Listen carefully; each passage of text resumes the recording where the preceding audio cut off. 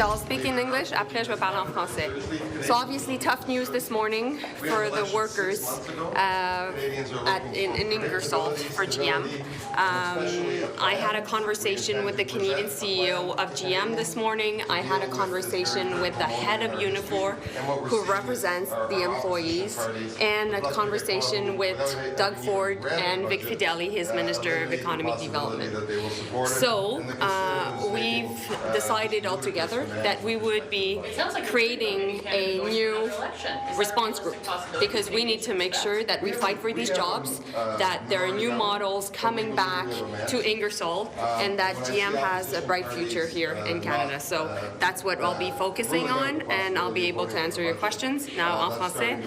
Ce matin, j'ai parlé avec le PDG. This morning, I spoke with the Canadian CEO of GM, Christine Aquilina. I also spoke with the president of Unifor, who represents the union employees, and also spoke with Doug Ford and his minister in Ontario. We agreed together to create a response to bring back a new model to Ingersoll, to GM in Ontario. So our objective is to save jobs. The auto sector is important, and our government takes this file extremely. It's an extremely important file. I'm sorry, there's a lot of noise here. My colleague is talking too. Yeah, my colleague. Your colleague mentioned prosecution. Could you explain a little bit how this would go? Inaudible. I'll speak of GM second. So, in fact, there were a lot of contracts that were signed with the company for the tariffs, and also at the level of the organization of their factory and aid for the sector. So that's what we're looking at now to ensure that inaudible the contracts are extremely solid with regards to the company's obligations. In terms of jobs, in those contracts, are there job obligations, and will you be able to get them back? We believe we can put enormous pressure on the company, because when we make contracts with the companies to support them, everything is related, of course, to job creation. How will you win against the Americans? Because there's ferocious competition with the U.S. Why would people come to Canada? How will you win in this sector?